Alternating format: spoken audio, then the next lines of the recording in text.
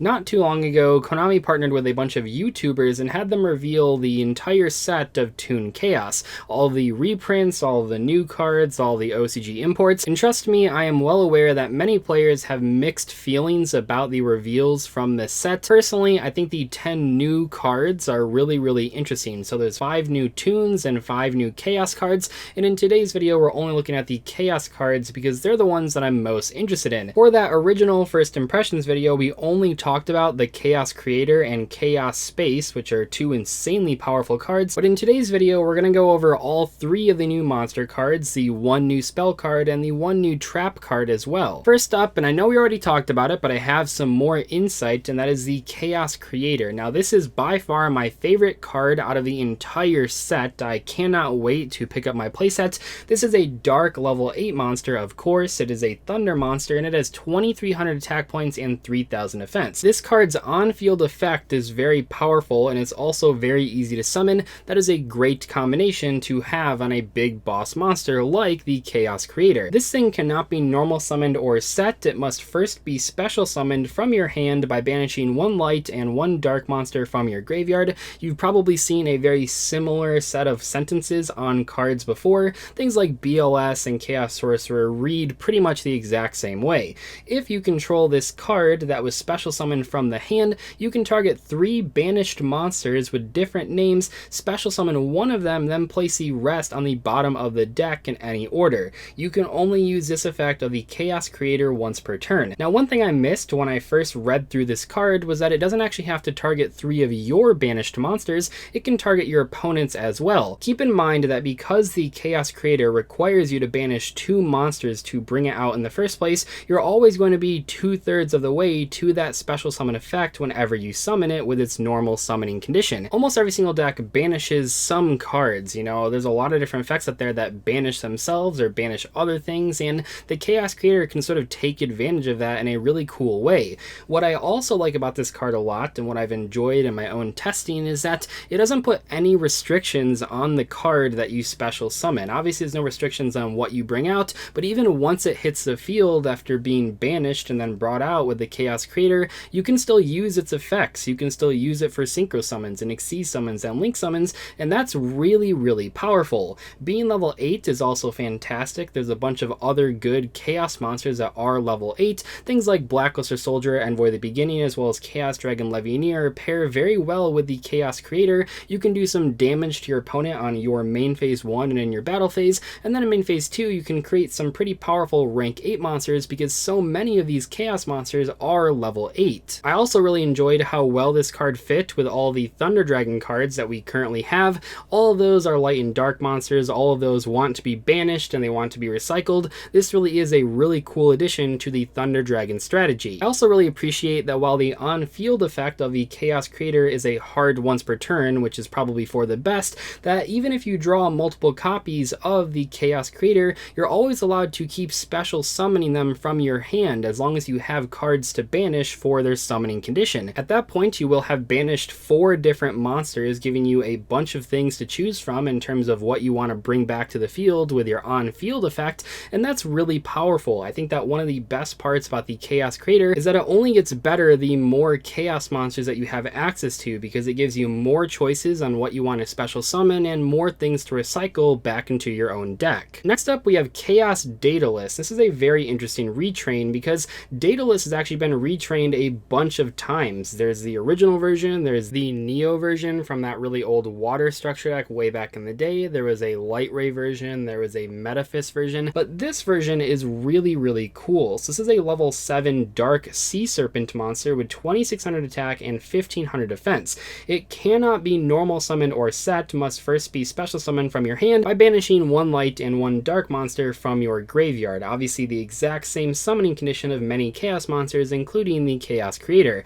While a field spell is face up on the field, your opponent cannot target light or dark monsters you control with card effects. You can target cards on the field up to the number of face up field spells on the field, banish them. You can only use this effect of Chaos Daedalus once per turn. The Light Ray version of this card also had a field spell related effect, so now we see Konami doing that once again. Now, where would this card fit into? Well, that's kind of where I've been struggling, because while there certainly are a lot lot of field spells in Yu-Gi-Oh, I haven't found a lot of great spots for this particular card. Keep in mind here that while the effect is very, very good, to get the full value here, you really want to be banishing 2 cards, and that is really, really difficult. Your opponent might not always have a field spell, and in that case, you usually would just rather have a different Chaos monster, Chaos Creator, Blackluster Soldier, Chaos Dragon Legionnaire. In the cases where only you're playing a field spell based strategy and the other common matchups are not playing field spells,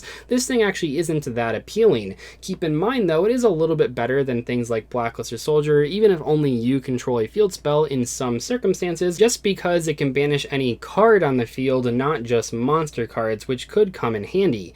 Keep in mind as well, this card does have an upside when it's on the field, even if only you control a field spell, because while a field spell is face up, your opponent cannot target your light or dark monsters with card effects. That is definitely an upside. I'm not sure how relevant it is right now, but certainly it prevents you from getting like Effect Veilered or Infinite Impermanence or other things like that. The third monster is Chaos Valkyria, and just like in the case of the last 2 monsters, this is a type of card that has been retrained many times before it. There's the dark version, there's the Power Angel version, there's all sorts of versions of the Valkyria card. This one is a level 4 fairy light monster with 1800 attack points and 1050 defense points. This thing cannot be normal summoned or set. It must first be special summoned by a card effect. You can banish 1 light or dark monster from your graveyard to special summon this card right from your hand. This is actually different than the last couple of cards that we looked at. So in the case of the last 2 cards and many other chaos monsters, they must first be special summoned with their own summoning condition.